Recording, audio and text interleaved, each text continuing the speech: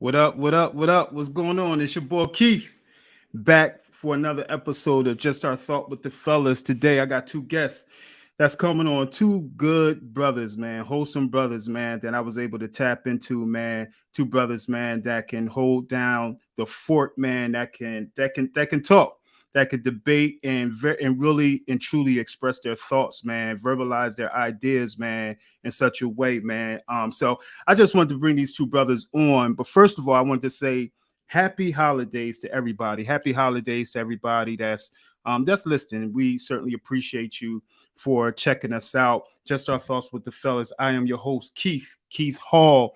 Here we talk about national and local news. We touch on trending topics, culturally relevant news, and some core conversations. You can find us and check us out on Amazon Music, Apple Podcasts, Spotify, all your streaming services. This is truly a conversation for Black men, for our culture, everything about our culture, giving some perspectives from Black men, and that you don't hear that much. So we definitely want to make our voice recognized, let you guys hear our voice, and know that we do have some thought and some ideas after whatever is going on in the culture. So we just don't let things go by us. We do have a voice, but we created a platform to speak our voice. And today I got my man Theo Spencer on today. What's going on, Theo? Nothing, man. I'm glad to be amongst the brothers. Theo is a HBCU grad, a Bison himself, and I just wanted to. Would you say? HU? My man Theo, man, appreciate you, brother, for joining us. And I got my little big brother on, man. Obatila Sone Beata. What's going on, O? What it do, man? What it do? Good evening. Appreciate the chance to be here with two big bros. You feel me? I'm excited to have some conversation. You know what I mean? We go back. I've known Obi since we both had hair. Yes, he had locks, and I just had like the Gumby, the Bobby Brown joint. yeah. It goes back. Way back. It goes back. Oh man, yo, and that's the good thing, when I was, and I was coming up with some stuff. I said, man, these two brothers even know each other. They go back. Theo said, yeah, man. Oh, I remember when he had the locks. yeah. Oh, wait, hold on. Also a HBCU, one semester. Shout out, one semester at Cheney University. Oh wow. Okay, oh. Well, I'm pretty sure they want their alumni money now that you. Yeah. And the funny thing about that, Theo, that'll be something that we can unpack a little bit later, as we touch on Deion Sanders and the fallout, after his decision. As we all know, Deion Sanders, 3 years ago, decided to coach, took a position as the head coach of Jackson State University. And as he took the position, he brought together his coaching staff, and he wanted to change the culture, cultivate athletes, continue to cultivate athletes, educate, and bring something new and bring money, not only to Jackson State, but to HBCUs. One of his goals was to highlight these guys, highlight these kids, not only on the football field, but in the classroom and all that they do. After his 4-year contract, we know Deion signed a 4-year contract, and he left to go to Colorado University, a Power 5, right? A Power 5. He left to go to. What'd you say? For right now. Theo said for right now. So Deion left to go to a Power 5 at Colorado University after a 3-year stint. Deion Sanders, we all know, primetime, 2-time Super Bowl champion, NFL Defensive Player of the Year, 6-time, first-time All-Pro, accolades, considered the best cornerback to ever play the game, and one of the best athletes to ever play. As Deion Sanders, Thea, I would like to say Deion was a ringer before ringers were known. when he went to San Fran and when he went to Dallas, he was that guy, man. They wanted to get him just to add to that team, shut that one side of the field down and see if we could get that chip, before KD went to Golden State and other players started, getting that money for that ring. Deion was the first one, number 5 pick. So many stories about prime time, man. And I wanted to unpack it, man, and talk about, his decision and the fallout. It's been maybe a week and a half or something. It's been about 2 weeks, I think. About 2 weeks. Yeah. Okay, about 2 weeks. The game was Saturday. The game was last Saturday. Yep. Yeah. And then he announced it the week before the game. Okay. Yeah. So after the dust settled, sometimes I feel like, we in our culture, we jump on stuff quick. Oh, yeah. We jump on stuff real quick and we don't get a chance to see the other side of things, and hear more things develop out of a story. So, oh man, what's your thoughts, man, of Deion, and how has he impacted you? I know you like Deion. He's one of your favorite players, so I wanted to know, how has he impacted you before we got into this conversation? Listen, Deion Sanders is my favorite athlete of any sport of all time. Yeah, I got second and third by far. There's no question. Number one athlete of all time. The number one reason why I'm such a Florida State fan, which I've been now since the 90s, since I was old enough to really even pay college football any attention. I've been a Florida State fan because of Deion Sanders.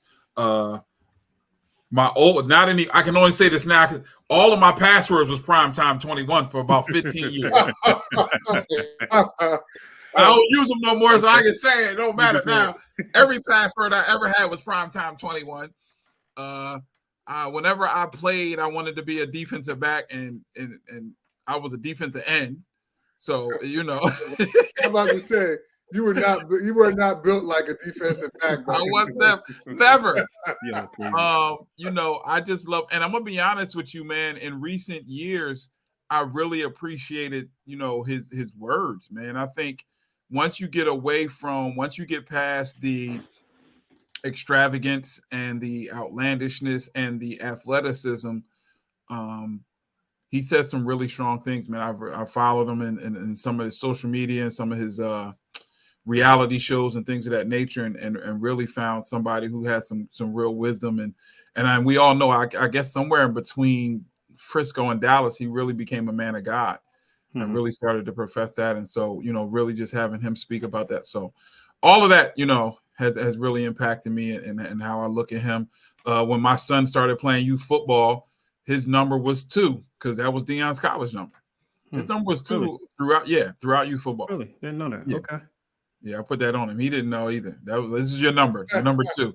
We couldn't get 21, so your number's going to be 2. That was Deion's college number. Okay, so, I didn't know that. All right, wow. Theo, what's your thoughts, man? What's your thoughts before Deion's career, off the field, on the field? What was your thoughts of him during those times? Really didn't think much. I mean, he's an athlete. I knew who he was. I think once upon a time I had the Deion sneakers because he had those Nike sneakers. I had them. But what really piqued my interest was right before he went to Jackson State, I guess around the time that he started coaching high school, Deion got a degree from Talladega College in Florida, which is a black college. And so that got him on my radar. And then when he went to Jackson State, I was like, oh, this is interesting. I kind of want to see where this goes. Right. So I really didn't, I know Deion like everybody else knows Deion in terms of, and I watched the evolution from Atlanta to Dallas to San Francisco to Baltimore. I think he ended his career in Baltimore, maybe, wasn't it? And I lived in D.C. around that time. So, I would see him, Shannon Sharp sometimes, come on campus, or you see them at the club type of deal, especially around Howard Homecoming. So, yeah, I was always kind of familiar with him. I really enjoyed some of his stuff on television when he was on NFL Network, him and Michael Irvin. And then, like I said, when I heard that he was going into coaching, that was when I started to really start to pay attention. But I'm pretty sure, and I don't think that you did this on purpose, but I'm pretty sure Obi and I have different views. Because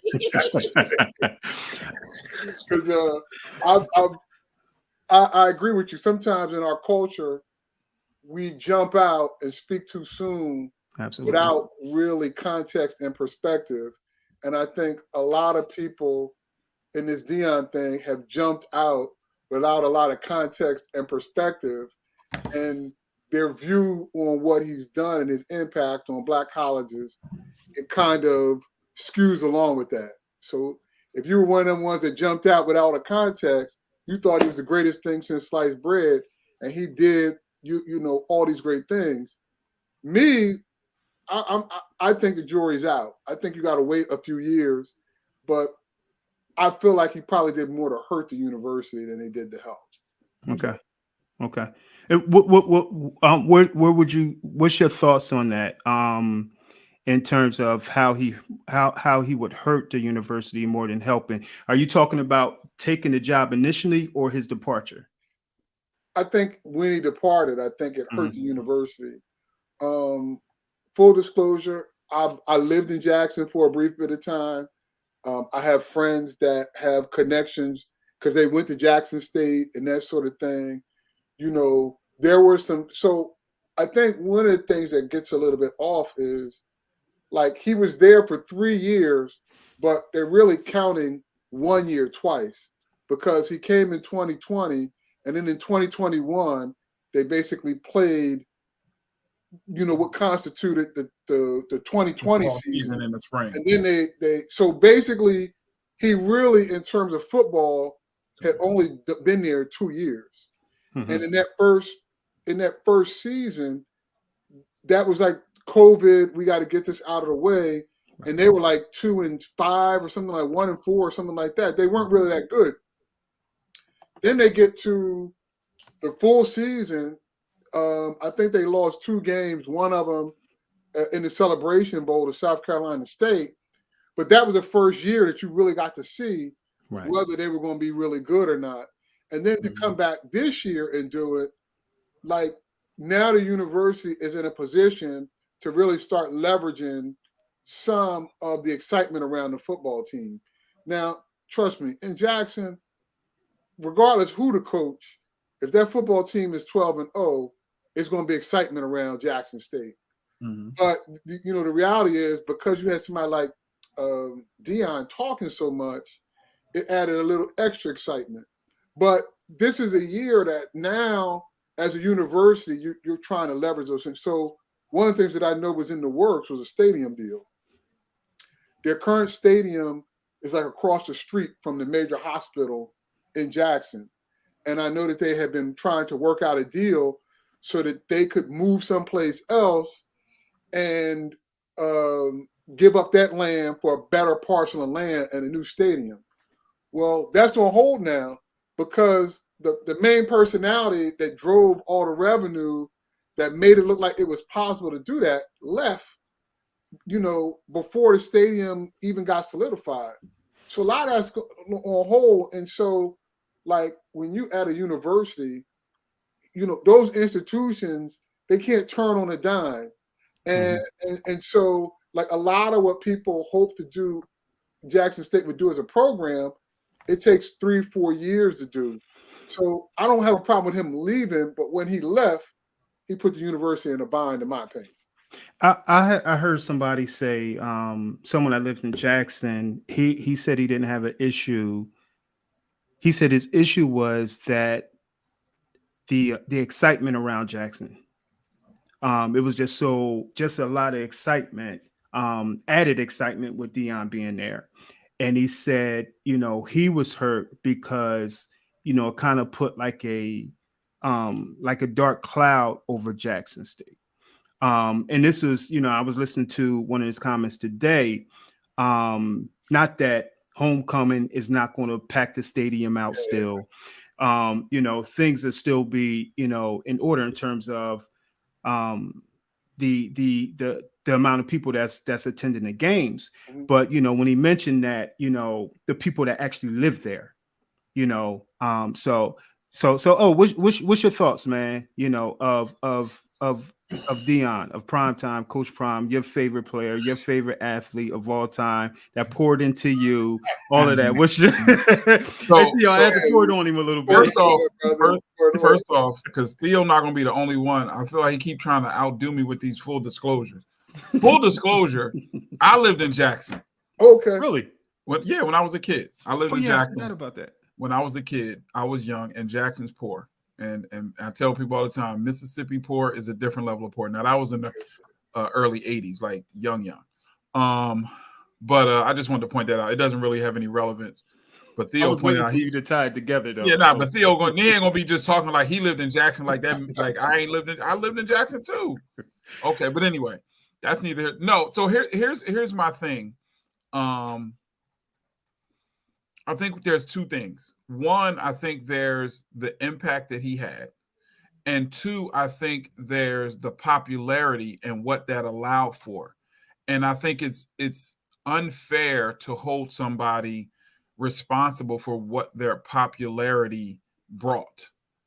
And so, for example, if I come to the party and I'm the life of the party and I'm the jokester and everybody's having a good time because I'm here, then I leave the party.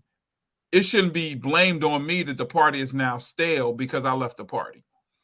And I feel like, not to say that, I mean, let's be honest. Prior to Deion Sanders is a personality, right? He's a personality above everything. He's a personality. And he was able to utilize his personality to bring resources to Jackson State. He was able to help them get a new field, because I don't know who saw the field, but the field was patchy. It was horrible. He was able to use his personality, his connections, his name to get a field. That's better. He was able to use his connections. He got the team suits. That's better. He was able to use his connections to help get them on TV and his popularity to get them on TV. That's better. And so to me, what he did, and I think what your goal should be, is to leave a place better than when you arrived. And there's no debate that he left the place better than when he arrived. Now, what is the impact of his leaving, meaning what doesn't happen now that he leaves?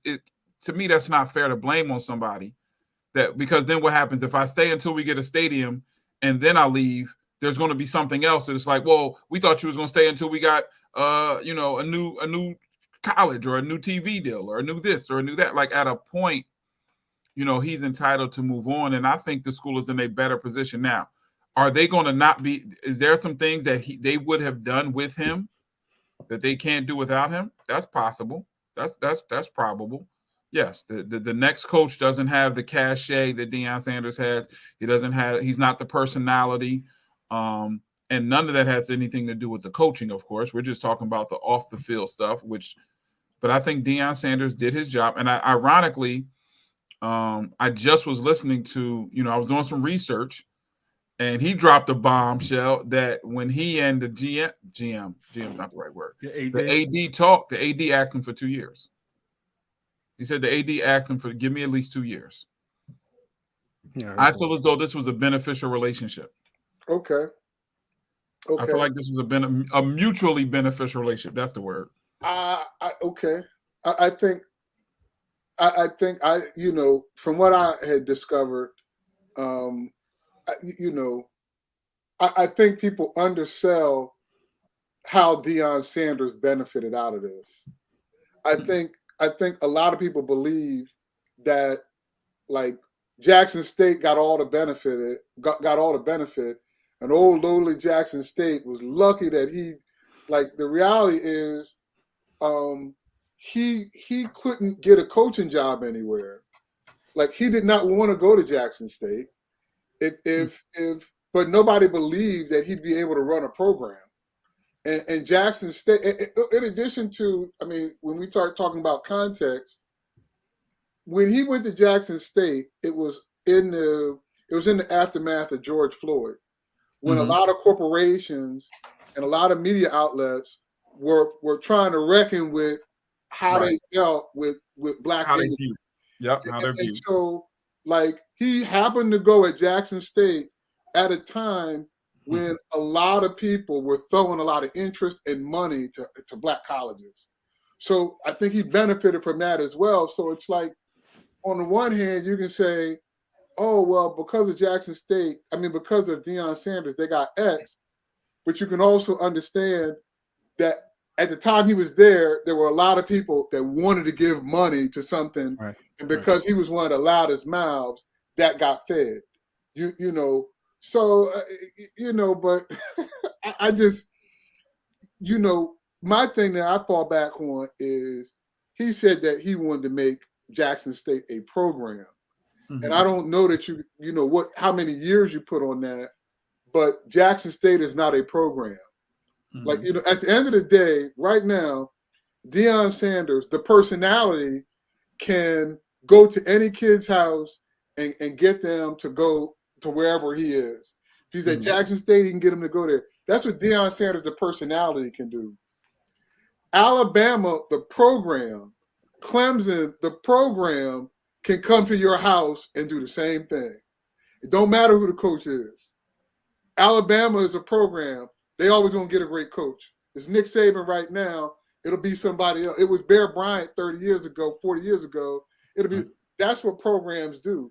And so the question is, you're saying I'm going to Jackson State to build a program. Well, what can that program do right now that it couldn't do before you got there? Yeah, I think some of the issue that some folks have shared was that it was the messaging of, I'm going here to build this program. Black athletes come to HBCUs, be a part of HBCUs. Celebrities, those with money, fund HBCUs because they're underfunded, and we don't have the facilities that these other schools have. So I think it was the messaging that a lot of people have an issue with, and they felt as if he didn't stand on God part either, because he that? Also don't undersell the God part, because he was saying God brought me here, and Mississippi is deeply religious. Yeah. So those sorts of things really resonate with people beyond just like up here. We probably hear that all the time.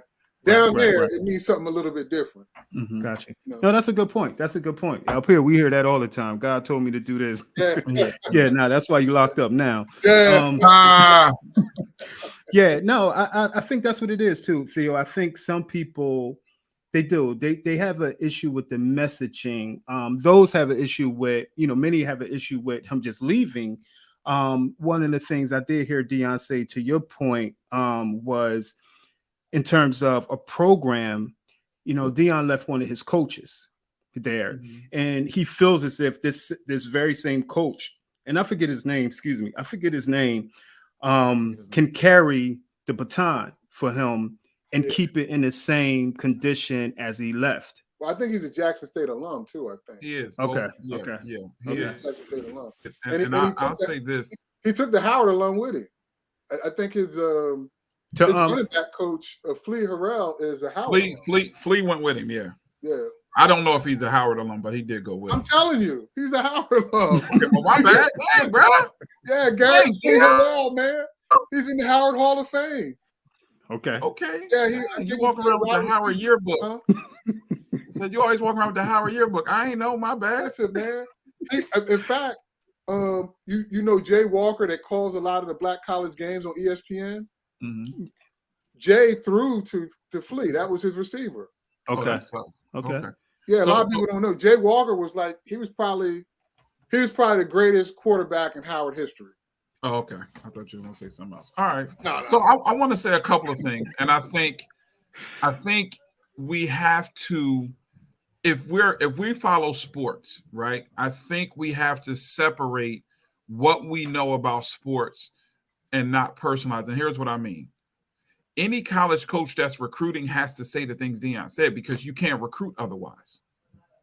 Like, that's just the reality. When a coach, listen, we know there are coaches who leave 1 year after the number one recruiting class. But guess what? When they recruited that class, they had to tell that class, we're building. You can't recruit if you say I'm leaving in a year, and that's across the end. There's no coach that's going to tell you I'm out. They can't. You can't recruit that way. So in order for him to build anything in Jackson State, in order for him to recruit the number one player in the country, in order for him to recruit 4-star athletes and 3-star athletes who would have never previously considered an HBCU, you have to say, I'm building a program here. If he would have came out and said, listen, I came to Jackson State for 2 years. My only focus is building my resume, and I'm out. You can't recruit anybody. Now, there's a debate because Deion said that there was 2 other Power 5 schools that did reach out to him that he didn't go after. I've heard now, it's all rumors because only him and the people in the room would know. But I had heard that there were a couple schools that reached out to him as well. There was rumors of that when he was still coaching high school at the high school.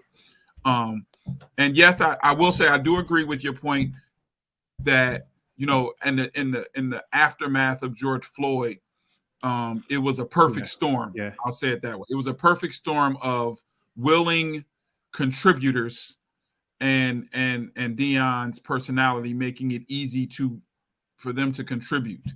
So I will agree that was a perfect storm there. And that just is right. But like I said, I think that what he said was the only way to do it.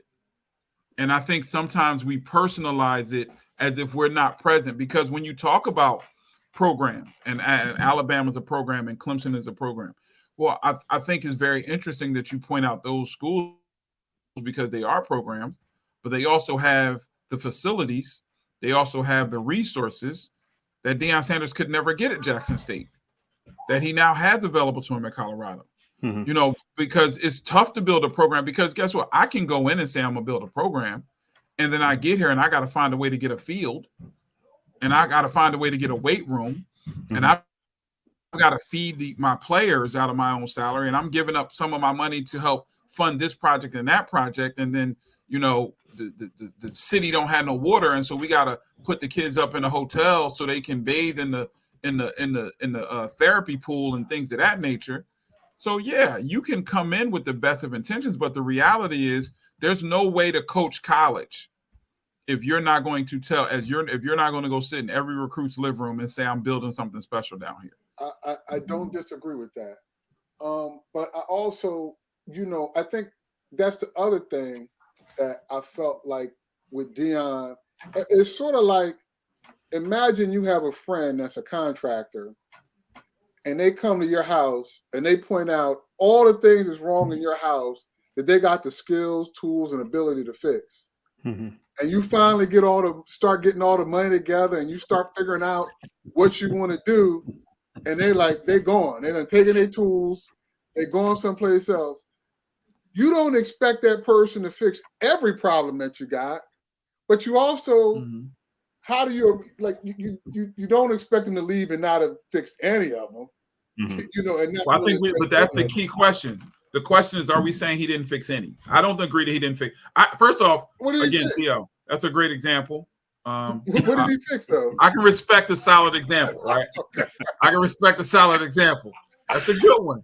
I'm not gonna knock it. That was a good example. However, I think there's a disagreement over what he fixed. And I think the larger disagreement is what's the disagreement on what he fixed? Because I think there's different people value what he did differently as opposed to his last. So there's a TV contract in place that brings money. Well, hold on. You got to give me, because I've seen the details of 2 contracts. One of them was something that was in place before Deion did anything, and they extended it.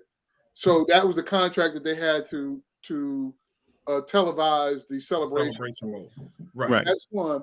Then there was another contract that was a streaming contract, 10 years, $120 million for the SWAC. But that was with the one that I saw was with Byron Allen's group. Byron Allen. Yeah, I think I saw. I saw some of the Byron Allen conversation, not enough to really say anything wholeheartedly. My question is, on what planet is Byron Allen, who's looking for content, by the way, And on what planet is he not going to make an offer to the black colleges for football? Yeah. And it's streaming. I didn't see anything because Byron Allen also, I think he recently bought the Griot Network, and he's got a couple of properties. He owns the Weather Channel, doesn't he? Yeah. But he's got the Griot Network. He got a lot. Byron Allen is underrated in terms of power moves and wealth as an African American. Nobody knows that Byron Allen is out here busting all these power moves. Byron Allen's and a that's beast. but that's because he's a corny comedian. Yeah. So he was a bad comedian, and I think people stopped paying him any attention when he was telling bad jokes. What was that? What did he on? What is it? What was the television show he used to be on in the 80s? Was it a news? One of the major channels? It was like it was one of the major channels. American People or something like that. I forgot the name of it. It used to come on NBC. Okay, I can't remember. I remember Byron Allen from back in the day. Yeah. But it's a streaming deal. It's not a broadcast deal. Oh no. But it's a deal that wasn't there. But are you telling me the SWAC? Are you telling me Byron Allen wouldn't sign a deal with the SWAC if Deion Sanders was there? I'm telling you that Byron Allen signed a deal with the SWAC while Deion Sanders was there. That's all I'm telling you. I'm not telling you. This is what I'm talking about. Theo, I can't tell you that he wouldn't have. I'm telling you, listen, I'm not telling you that he wouldn't have. I'm just telling you it happened when it happened. But also, listen, Jackson State was on ESPN. Wait, hold on. So Jackson State was on ESPN. I agree. Right? Most of their games, if not all their games, is on ESPN. And by Jackson State being on ESPN, that means he was able to get one SWAC school on ESPN a week. Right? One SWAC school was able to get on ESPN a week by default of playing. By being the opponent. Right, by being the opponent. That means that was increased exposure that was not happening prior to Deion. That means increased revenue that was not happening prior to Deion. Like, those are measurable facts. Now, I'm not saying that makes him the greatest in it, but those are measurable facts of him improving. We know that he was able to utilize his resources, and I'm not debating that Walmart was in a giving mood, but he got the new field, right? Jackson State got the new field. Deion was able to use his relationship with Under Armour to get Jackson State brand new uniforms for the entire university. Yeah. The whole school got new Under Armour uniforms when he came on. Every sport got new Under Armour uniforms as a result of him, directly and specifically. Those are all benefits. Yeah, but again, it's like, you know, Howard, I love Howard to death. We are not a sports school. We have a deal in place with the Jordan brand that did the same thing. You do now. So yeah. I can't attribute what frustrates me a little bit is because people don't generally pay attention to HBCUs, they don't necessarily recognize all these things that HBCUs are doing and how they're involved. And already have had. Right. If you look at any commercial on television that has a marching band in it, it is a good chance that marching band was at a black college. I agree. That's where they're not putting Ohio State band in commercials, but I've seen Southern's band, I've seen Gramblin's band, I've seen Jackson State band, whether they're wearing Jackson State uniforms or not. No, I know what you mean. Commercial. Right. Deion took the cheerleading coach with him too, just FYI. Right. Oh wow. Did he? Who didn't he take, man? It's like, no. That's cold, man. That's cold. He took the cheerleading coach. I love Jackson State, but you know their thing is like VI love, and then they put a list up of all the kids that entered the transfer portal, and they put them hashtag VI left. Like, oh yeah, yeah. Oh, Jackson is like when it started going on through the crowd that Deion had left for Colorado in the last game.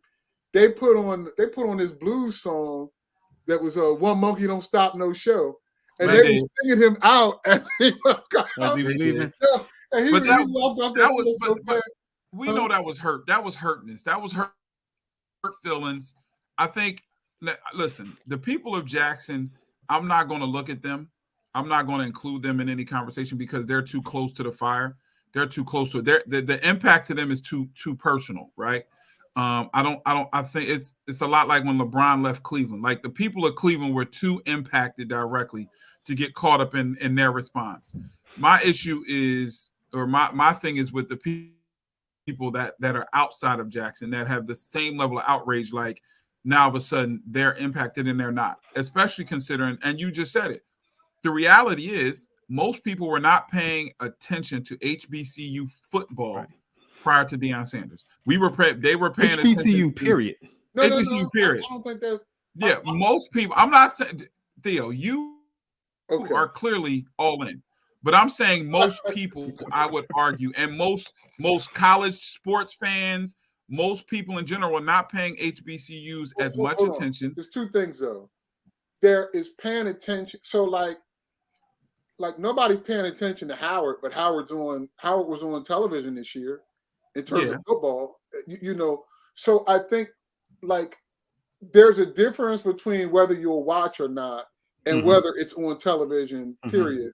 And what I'm telling you is there's a lot more black college stuff on ESPN and on Fox than what you think.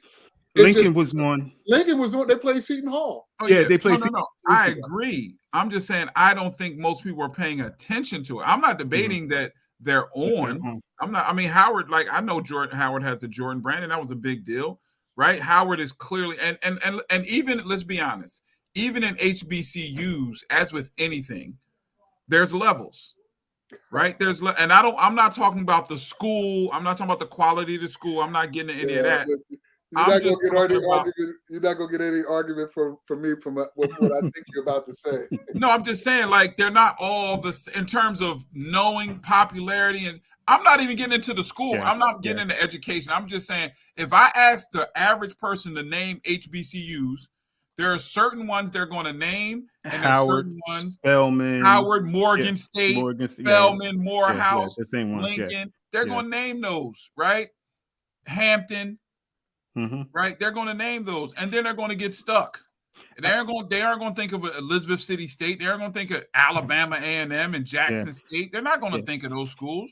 Shaw, they're not going to think of those schools. I wanted to also add. I feel like I wonder if Deion was also frustrated too.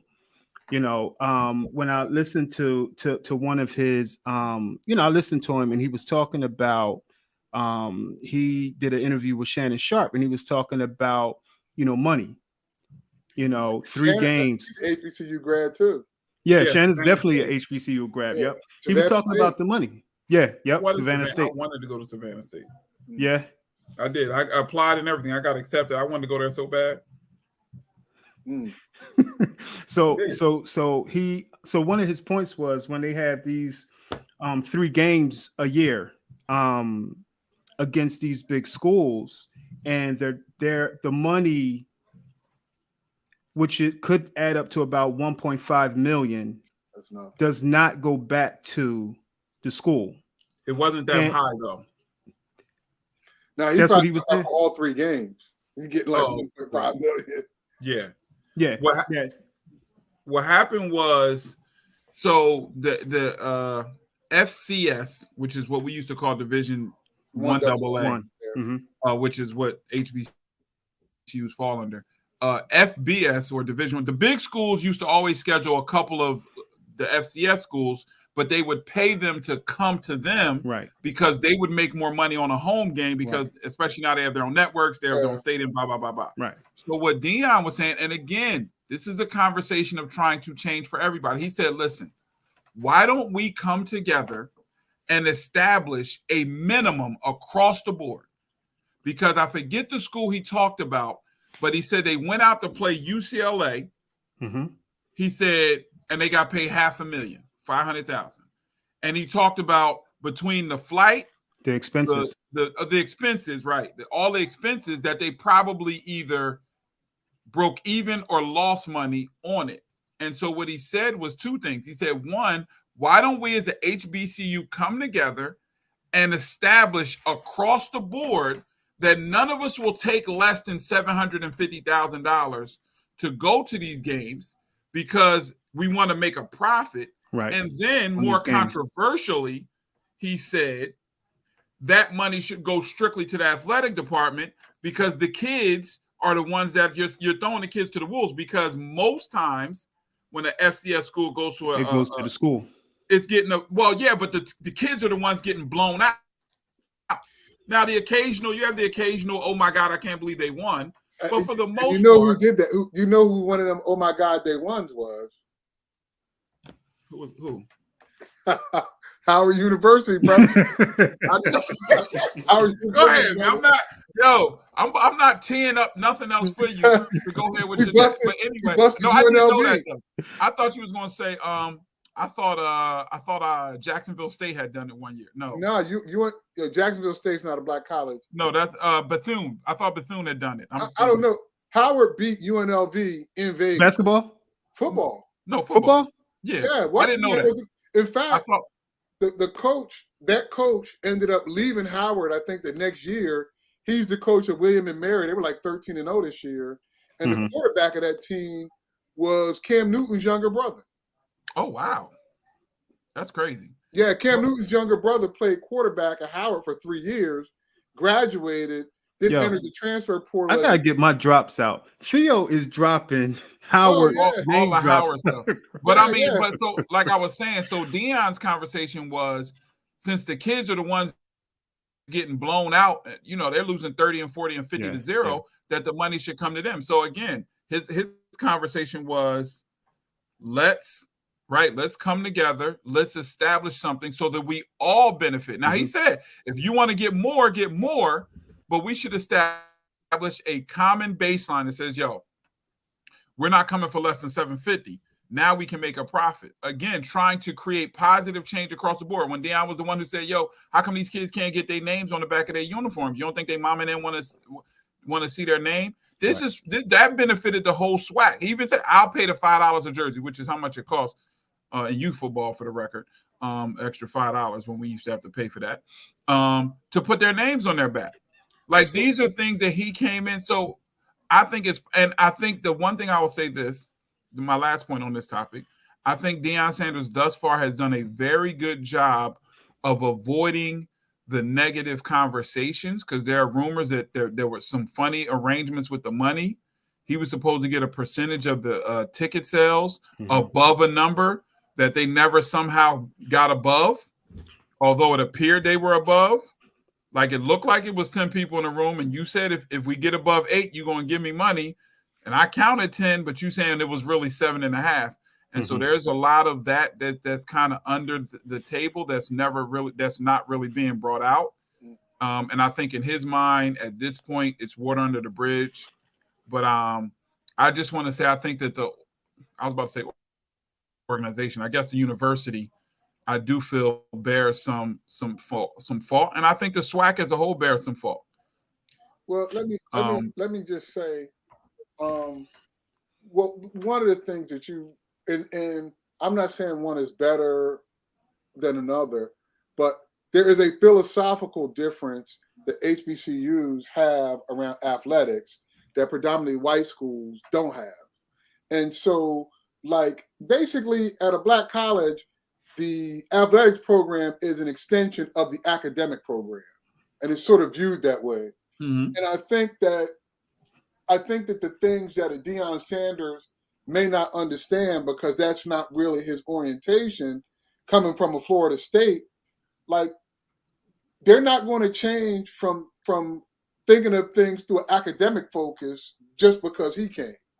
It takes some time, and so I'll give you a good example. So Jay Walker, he was our best quarterback, and he graduates, and then we get this guy by the name of Ted White. Ted gets hurt his first year, and this guy by the name of Pep Hamilton takes over, and that season's a wash. The reason I mentioned, though, got another Howard drop in there. Ted and Pep are the offensive coordinator and the quarterback's coach of the Houston Texans. Right, I know Pep. Okay. I've heard Pep's name. Yeah. Then as soon as you said that name, it rung a bell. Yeah, Pep was like 2 or 3 years ahead of me at Howard. But so that next year, when Ted really was going to get a chance to play, the university couldn't put a schedule together to even showcase him, because the athletic department basically functions as an academic unit. And so when they put the first schedule together, it had to go to the dean of student affairs and it had to go all the way up to the president. Most white schools do not function like that. You know, the athletic department has the ability to basically make the schedule. And if they screw it up in some way, they're going to get fired. But other than that, it's like the athletics department runs as like its own autonomous unit. Black colleges do not function that way. And Deion Sanders would have had to stay a little bit longer, and there would have been a little bit more pressure on Jackson State to try to do it like that. And my personal feeling is, hey, at the point that you get a Deion Sanders out of Jackson State, these are the things that you guys got to do. Like you know, that's it. I got a question. You know, some of the comments, you know, after Deion's decision to leave and go to Colorado, you know, one of those, the word sellout stood out to me, you know, and whether it was mixed messaging, whether Deion changed his mind, whether he should just go ahead and we need to build our own, it was sellout, you know, is what I heard. And I don't think Deion responded much to it.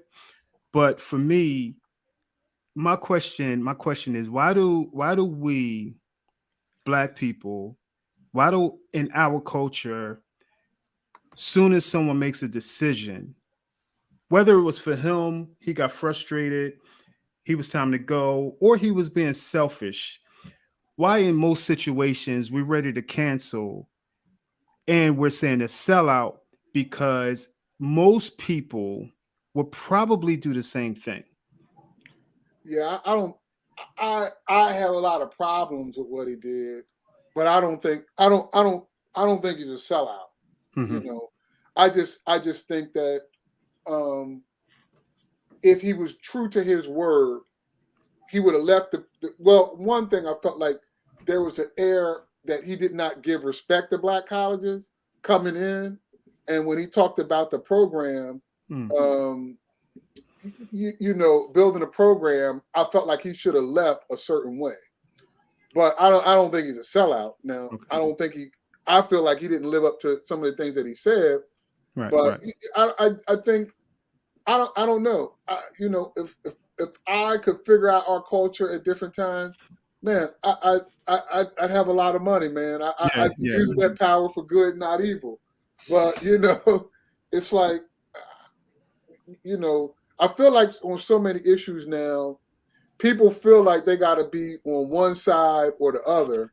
Right. And like there is a middle lane where, I don't necessarily like what he did, but I don't think he's a sellout.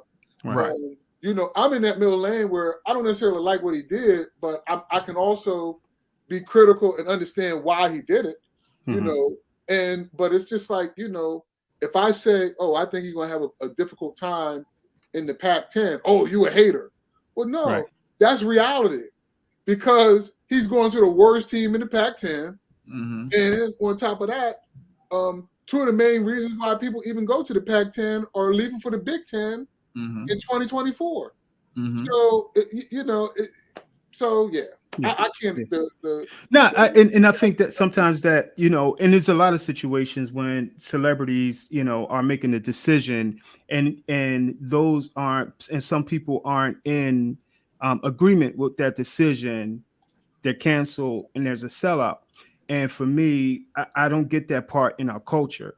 And for me, it's like you said, where's the middle ground?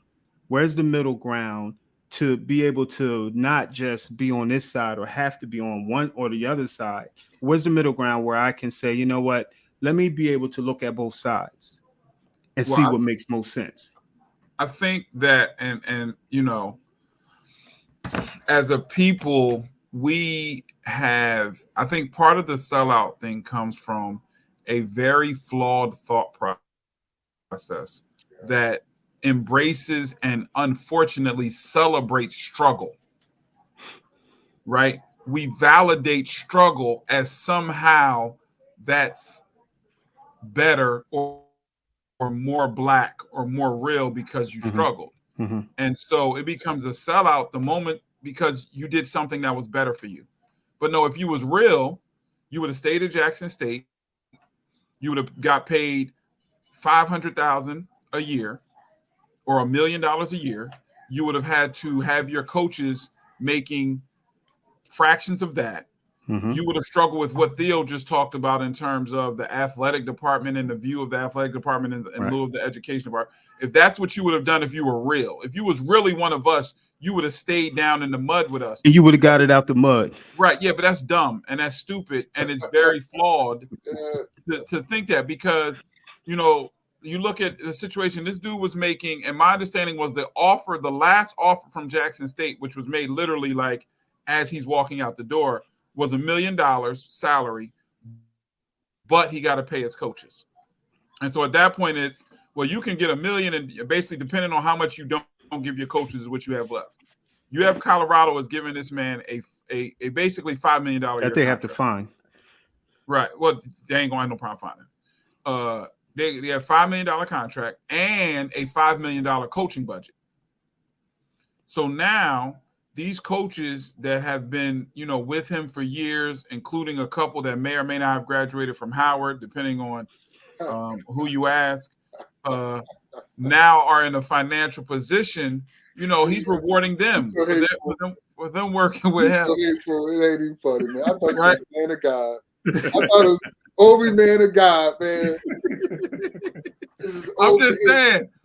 He's looking out for them, man, and I think we have to be able to appreciate, you know, I think you have to be able to appreciate that, you know, that he did all of those things and he was able to do all those things, right? We're able to appreciate that. Yeah, I look from a business move, I get it, and like there, I have no illusions about, you know, the difficulty of coaching football for a black college. I mean, you can go back to Doug Williams when Doug Williams coached Grambling and all the, you know, all the difficulties and it was some of the same things Doug Williams was talking about with Grambling, or some of the issues like Doug Williams was talking about going to play these big schools, getting the payday, coming back to the university, and they wouldn't fix the football field.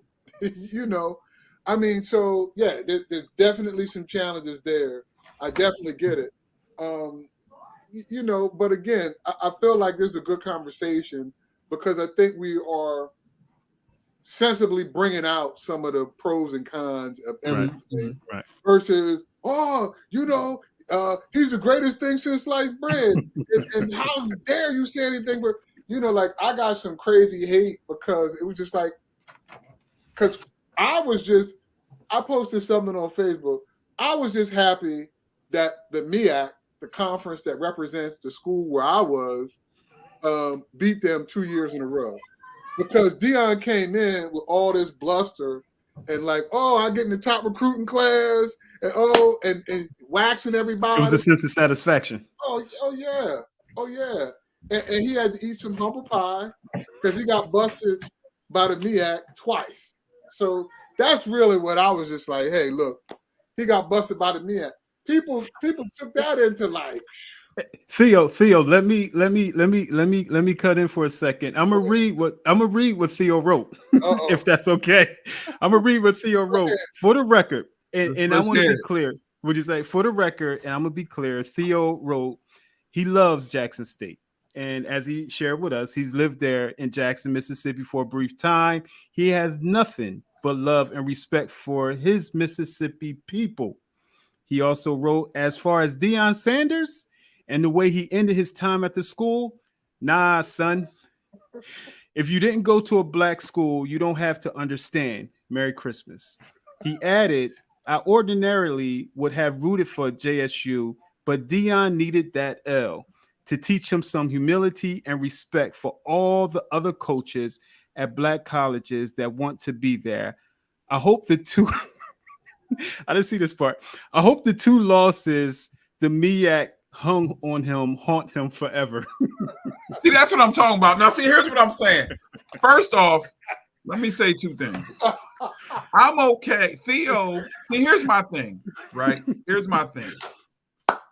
When a person tells you, right, certain things, to me, I give a little more understanding, right?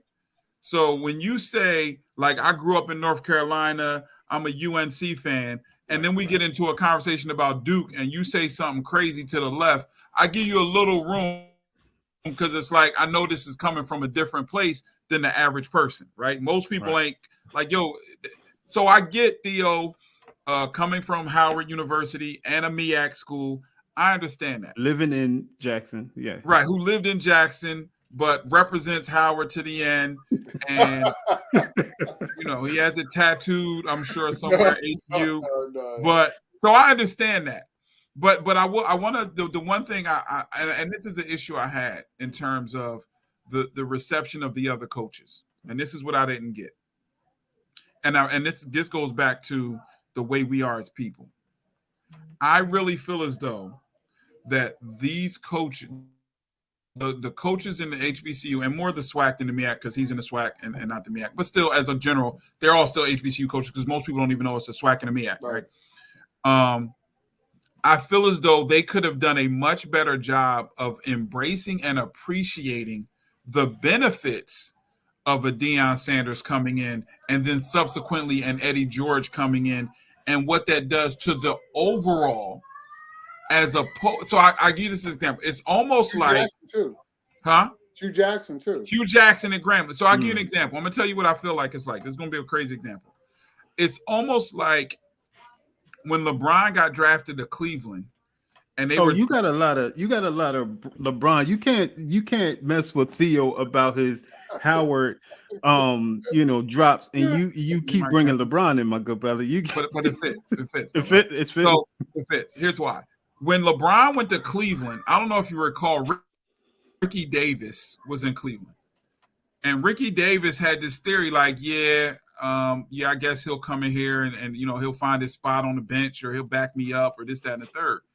And Ricky Davis shortly thereafter was no longer in Cleveland. And then shortly thereafter, I don't even think he was in the league. If he would have embraced the possibilities of playing with him, he could have lasted definitely much longer in Cleveland, and then therefore definitely much longer in the league. And I feel like if the coaches in the SWAC specifically, but HBCU as a whole, if they were more open to appreciating him, as opposed to, and we do this, shunning him because he wasn't one of them, right? He didn't come up through the system. He didn't go to a HBCU. I don't think that's what it is, though. I feel like some of it was that. Now, Deion's Deion, and he doesn't make any. I think it was more Deion being Deion and coming through with an air like, because of me, I'm gonna elevate all of you guys. And you got guys that have been there for a while that go through all sorts of struggles, that know that they are good coaches. Mm-hmm. And so, like, for a lot of the coaches, they're like, you're coming in saying that you all this, but we beat you. South Carolina State, we beat you. Right, but here's the thing, because I know you played sports in high school, Theo, right? And I know Keith played some sports. His jumper's a little weak, but that's not the point right now. We don't need to get into that. But here's my thing: at what point do we as just accept that's what athletes? No athlete walks in the. I don't care who you are. You don't walk in the door quiet. I'm gonna try and see if I can do what I want. No, you're gonna come in like, yo, I'm here to change. I'm here to win. We're gonna be in the championship next year. I'm building. Like, that's how you come in the door. Oh, but I'm gonna disagree with you, because he was saying it was about the kids. And the air. The air is how you get the kids. Is recruiting not about being? So you talking about recruiting? You talking about going to someone's house? But here's the thing: everything's recruiting in college sports. Everything's recruiting, because recruiting is how you do. And there's nothing in college without recruiting.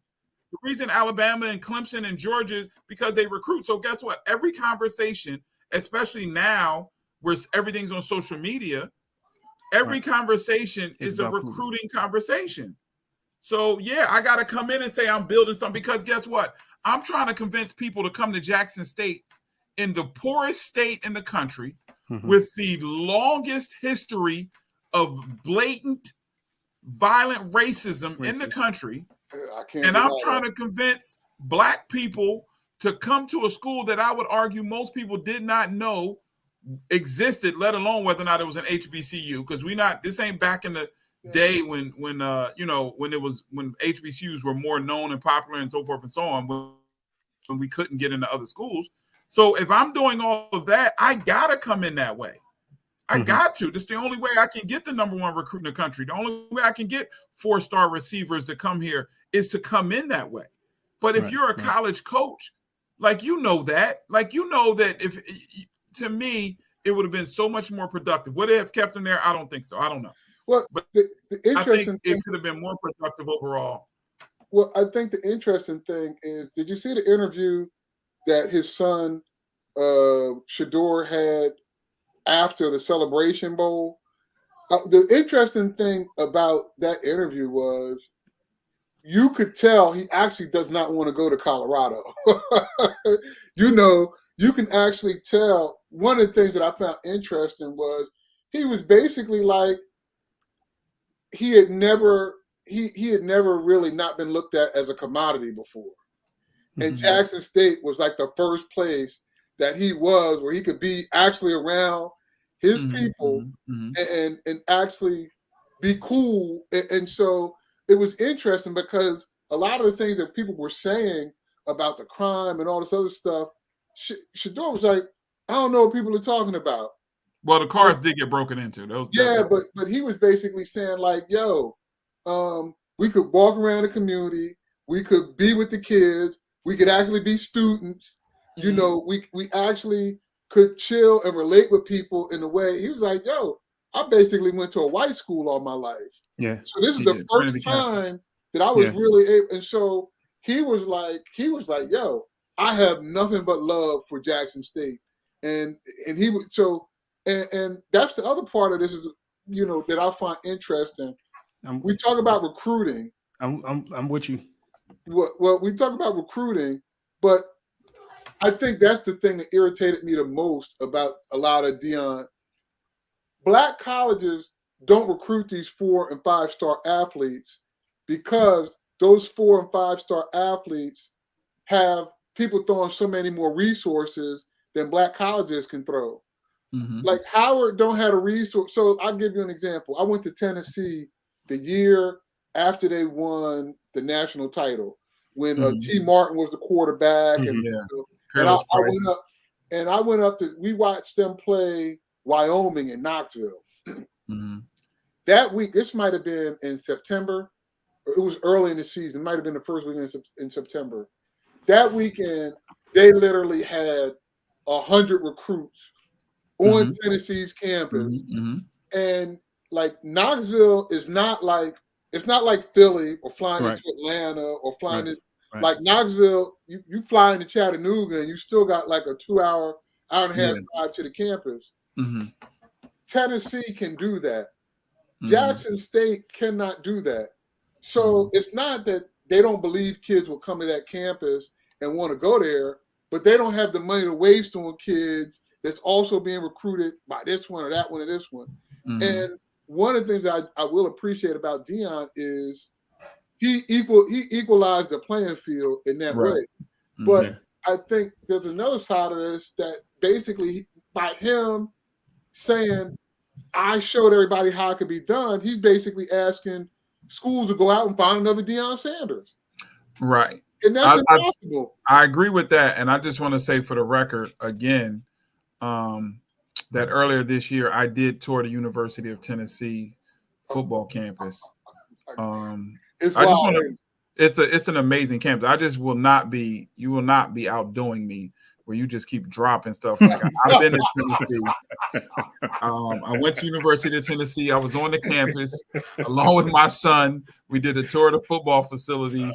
It is an amazing campus. And I'll be honest, Tennessee isn't, Tennessee's an amazing campus, and it probably isn't it's not top. I don't even think it's top 5 in facilities, but it's up there. But I'm just saying we did tour some campuses this year, and Tennessee was one of them. But I do agree, and here's the thing, and again, I'm dropping a stat because I heard the stat: 7% of HBCU graduates give back to HBCU, and I think there's the problem.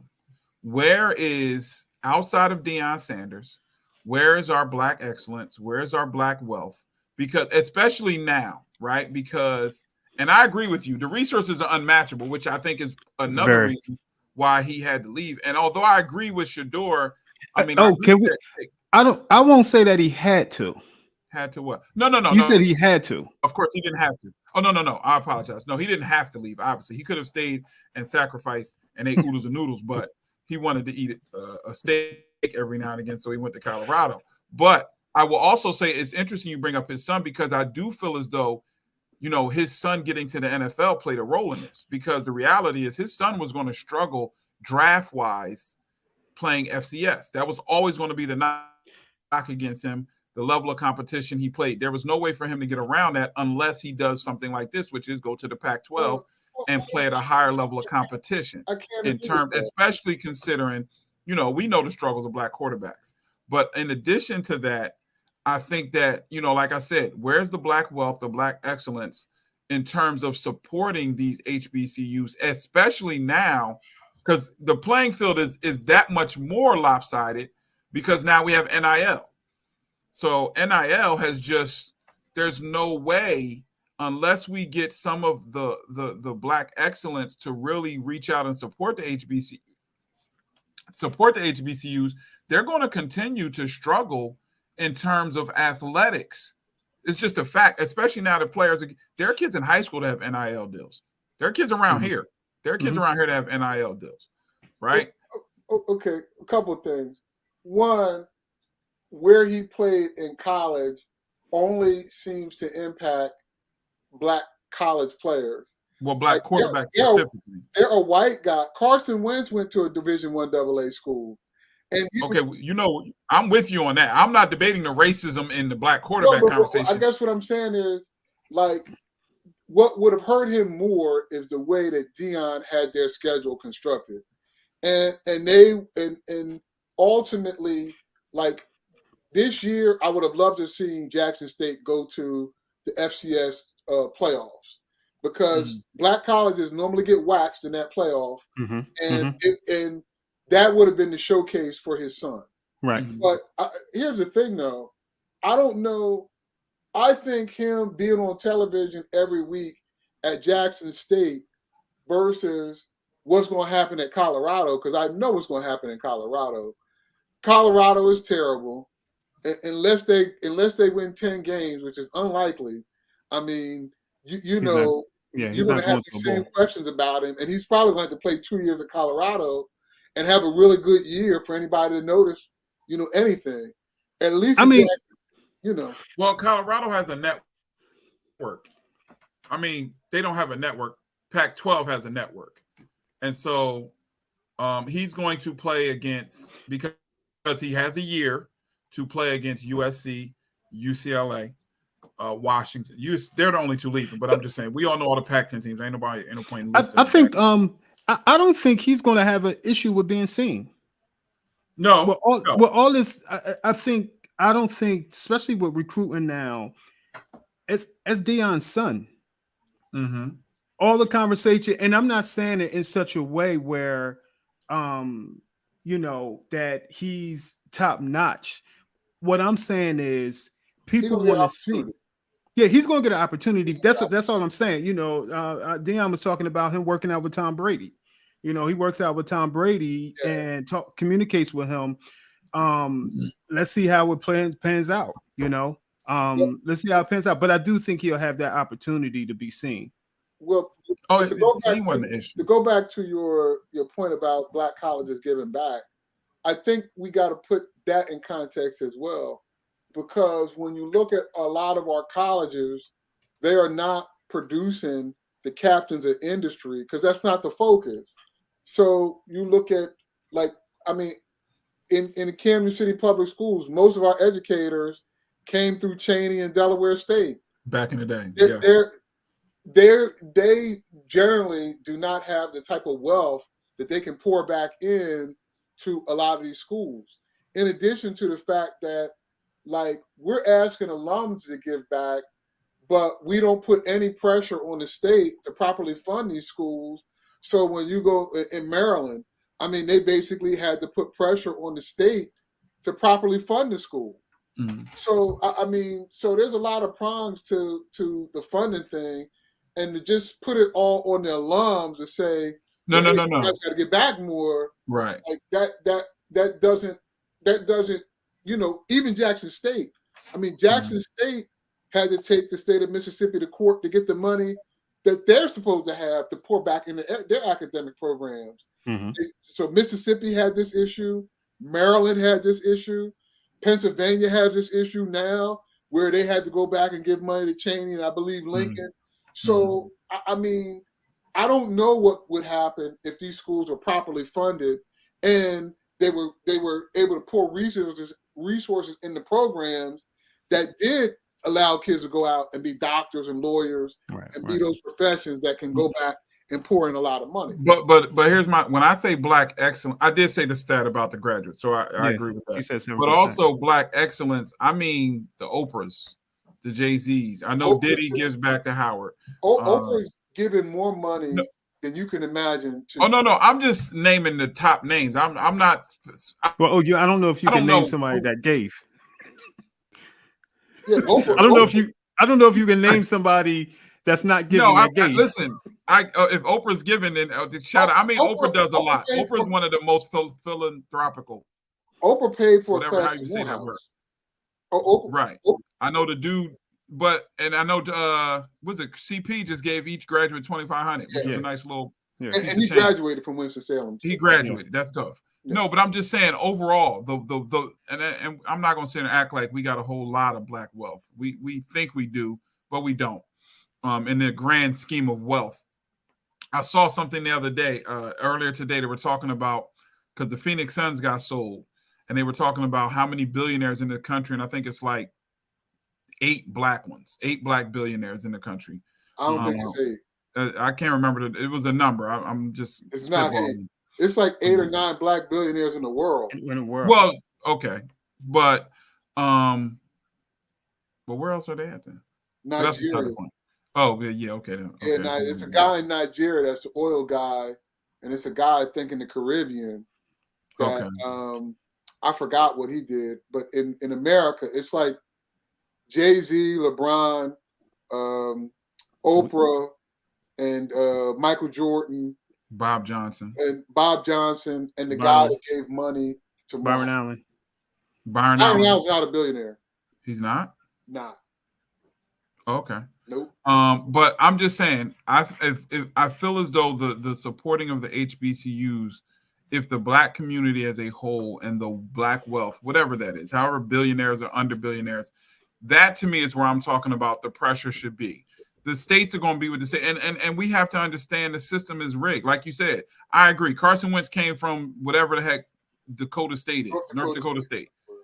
But we know that there is a racial bias against Black quarterbacks, period. And then we know that there's going to be, therefore, an increased bias for Black quarterbacks from HBCUs. And so, that's where we felt. That's where I kind of felt that Deion sort of cracked the code. And that was my biggest disappointment, really. Right. So the hope was that, but see, I don't know as much as we believe. He's saying Black kids, you can come to a Jackson State now. Right. Because of his notoriety, it equalized the playing field, and it basically, you know, we know that we've got all these disadvantages, but his name leveled out a lot of those disadvantages. Right. And I think. I think it goes back to that being an issue. Like, it's okay to come now because this is what we're doing, and I'm gonna be that one where that portal where we all can go through. Whether you go to a Lincoln, whether you go to a Jackson State, whether you go to any school, but I'm gonna be that one, and I'm gonna stand. And I think that's the issue that a lot of individuals were having. because of his message in the beginning. Come on, let's go. Nah, don't worry about UCLA. Don't worry about Alabama. Let's get here. And he did it at a time when, I'm going to be honest with you, the MEAC is about to fold. Like the MEAC was like seconds away from folding this year because it's only like, I think 6 schools now. Norfolk State was talking about leaving. Howard almost left. North Carolina A&T left. Hampton left. And that's because of funding? Bethune-Cookman left. Is that because of money? They're going to other conferences? Bethune-Cookman and Florida A&M left to go to the SWAC because, it's geographically, it made a lot more sense for them to be there. A&T and Hampton left ultimately because of money, I think. I mean, that's probably another show in terms of, in my opinion, and I love Howard, but Howard really jacked up the MEAC. Like Howard at one point, Howard is one of the few colleges, black colleges or white, that has a television station and a radio station. And why Howard and the MEAC didn't come up with a network to basically televise a lot of games and football and basketball, I think something like that, because Howard had the resource to do it. But at the time, we didn't have the vision, and the MEAC, the commissioners in the MEAC didn't have the vision. So it was just sort of like, Howard is just sort of like, well, we got all these resources for us, but we're not thinking about anybody else. MEAC didn't say, hey, let's come and make a network the way the ACC did, the way that the SEC did, the way that the Pac-10 did. And had they done that 10 or 15 years ago, now that these networks are looking for content, the MEAC would have had a package to go to ESPN and say, hey, listen, we got a package of games that we will distribute to you to play. And they don't even have to be live games. This can be the 1 o'clock in the morning game on ESPNU, but we don't have that. And we didn't have the foresight to have it. So, and that's one of the other things that I was hoping that Deion, had he stayed long enough, he would be able to bring that sort of, because at the end of the day, when it comes to sports, black colleges, we are not forward thinking at all. And the train has left this is an extension of the academics of the university. The train's left that station. Now we have to be more focused on, hey, the facilities, and pour money back into, hey, how do we get kids to come here, and recruiting and all those things. How do we upgrade the coaches and that sort of thing? And that's just not on our radar, unfortunately. Yeah, and that's sad. As an overall, I think that I do agree. I don't think there's any debate that if Deion Sanders would have stayed longer, he would have been he had the chance. And I really do. Like I said, one of my struggles is the way he was received and the other coaches, because I think some of what you said plays into it. I think outside of the fact that Deion was cocky and or arrogant or verbose or whatever, however you want to explain it, depending on your view of him, I think that if the other coaches were willing to, because I think a lot of the things he wanted to do and he spoke about doing, they were forward thinking. He created an HBCU draft combine, right? Giving the kids a chance to be drafted. I feel as though he was using his platform to do things and operate in a way that, although would have been better for HBCUs, it was like, nah, this dude coming here on some different type time, and we don't have time for different. And I really feel like that helped cause some. I'm not going to say whether or not that played a role or not. Oh, I wonder if it was a disqualification of who these coaches were, and how they've already established themselves in HBCU. And if he felt as if he didn't validate them as a coach already. Like, they've been there. They understand the struggles that they have to go through, the budget, the money, and you're coming in, Deion, and this is what you're saying. This is what you're doing. Your field is still looking the same. You still have some of these, but validate us for being here. Like, Speak to us in terms of we're all one versus you standing out, because you're saying come to HBCUs. You're not just saying come to Jackson State. You're saying come to HBCUs. We're part of that. We're a huge part of that. So I wonder if that gave them a sense of, he's isolating himself, versus us, as a group of coaches, a group of Black coaches. There's two things, and I think you make a great point. I think there's two things here. I think we have Deion Sanders, the coach and recruiter, right? What a college coach is, recruiter, coach, all that. I think we have that.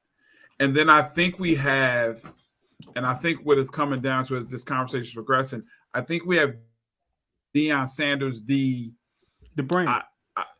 I'll use the word leader, the brand, and what the brand is able to do and how they feel as though maybe the brand should have interacted versus how, because no coach comes in.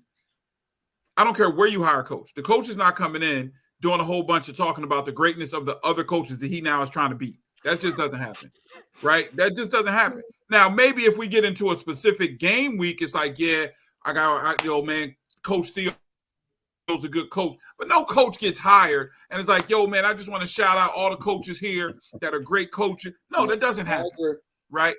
And I think the coach recruit was one, and I think people felt like the brand of Deion in terms of pushing up. I feel like people feel like the brand of Deion or the role he was going to play for everybody. I think that side, people feel like he could have gone about it differently, because you've never heard a coach complain about another coach coming in and not giving them credit for being a good coach. It doesn't happen. Yeah. But I think it's the two roles, and I think that it's unfortunately not the right word. I think that it's just the reality of being Deion Sanders. It's just that simple. The reality of being Deion Sanders is that you are viewed as the coach. So everything you said is, come here. I'm building a program. That's coach talk. That's recruit talk. We got to understand that. Right. But I think that some of the other things in terms of, let's all come together and set let's not take less than this money. Let's get jerseys on these kids. Let's bring everybody to HBCUs. I think people felt like that person, that side of the coin, should have been more open and humble, I guess, in terms of his interaction with the coaches. And I feel like the other coaches got into their egos. But I think that's a very difficult place to be in when I'm trying to. I want us to come up, but I still have a duty to the school, my coaching staff, and my players to build a winning program. And you don't build a winning program talking about how great all the coaches that are here were all really great, and I'm just coming to get along.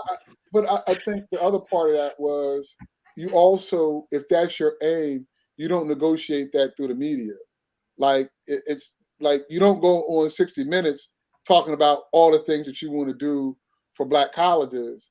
Like you had that conversation with the coaches first, and then you become it's sort of like he kind of dropped in, and I think a lot of the resistance from the other coaches had to be like, we want to see how long this guy is here and whether this leopard changes his spots. And I think that was more a matter of it.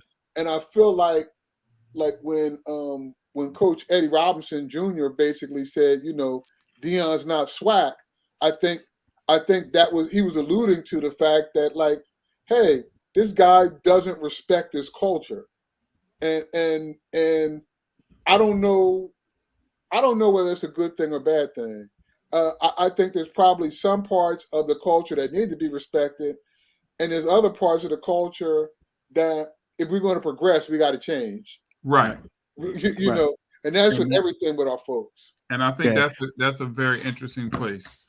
Yeah, fellas, any last thoughts, man? Any takeaways from, not just our conversation, just the whole ordeal, when we talk about Coach Prime's aftermath, leaving, HBCUs underfunded, people, those not donating money, and any thoughts when it comes to this type of conversation? I'll let you go first, OG. Oh, Gio. See, this is cold. He won't call you OG now. I know, right? I think what I say is that anything that happens in the culture, I watch, and whether it's Kyrie Irving and Kanye West or Deion Sanders, one of the things that we have to be careful about as a community is understanding what personalities can do versus what programs do. And a lot of times we get wrapped around the personality and don't understand the program is what's going to be there.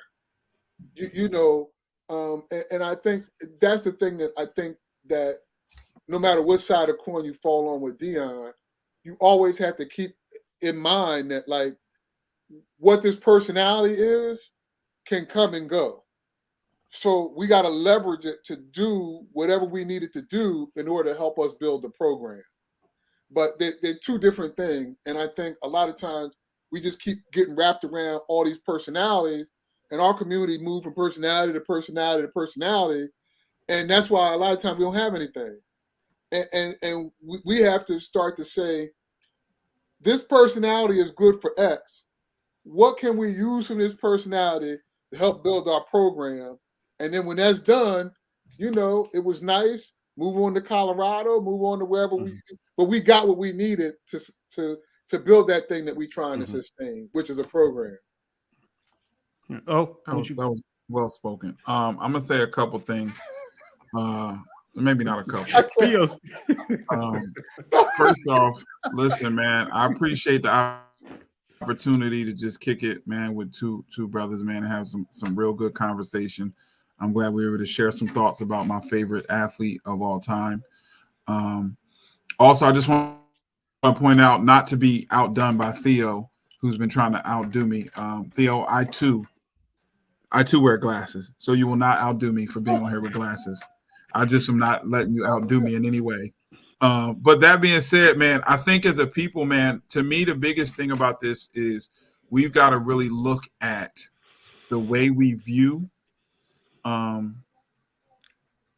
athletes, entertainers, the way we view them, man, and the over personalization I think we make with their choices sometimes. And I think we also have to look as a people as to why do we have this flawed view that to struggle is to be more real. And that's a scary viewpoint, man, because it holds us back in so many different areas of life, because somehow we valued the struggle more than the success. And if we started to focus on the greater success, and that can be in any realm, whether that's with HBCUs, whether that's with sports, whatever that is, if we focused on being successful more than the struggle, if we just made that little switch and changed our focus to that, I think it will help us in so many ways and so many views that we have and how we view our entertainers and the life choices they make. Because oftentimes at the end of the day, what they did was to make a choice for themselves to be more successful. And we should be able to appreciate that.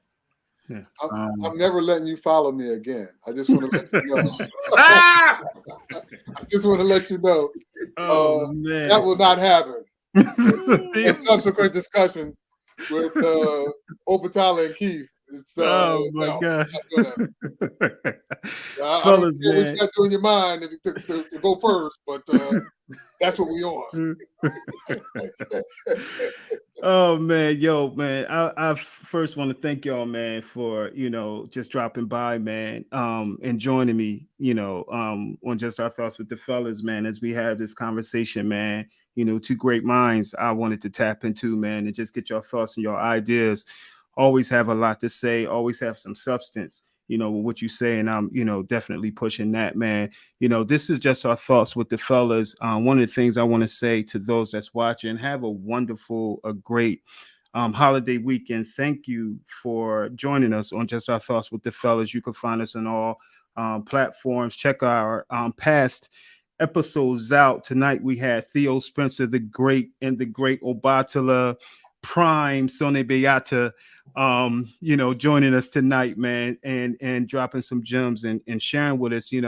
When I go back and I think about just this holiday season, you know, if you celebrate this holiday season or not, you know, take this opportunity, take this time just to reflect on this year. Take this opportunity to reflect on, you know, how you came into this year and how you're going out on this year. Think about those things that you didn't accomplish, you know, and how you want to be great and going into 2023. Those that are struggling during this time, this holiday season, whether it's grief, whether it's loss, you know, I know a couple people that are, you know, continue to push through. Get out the house. Don't isolate yourself. You know, have some fun with your friends. Invite some people over. Get out, do some shopping. Don't go into debt, and have some fun and enjoy this holiday season. I want to thank everybody. Appreciate everybody. Thanks for joining us tonight on Just Our Thoughts with the Fellas. Share this podcast with everybody. Peace. Thank you.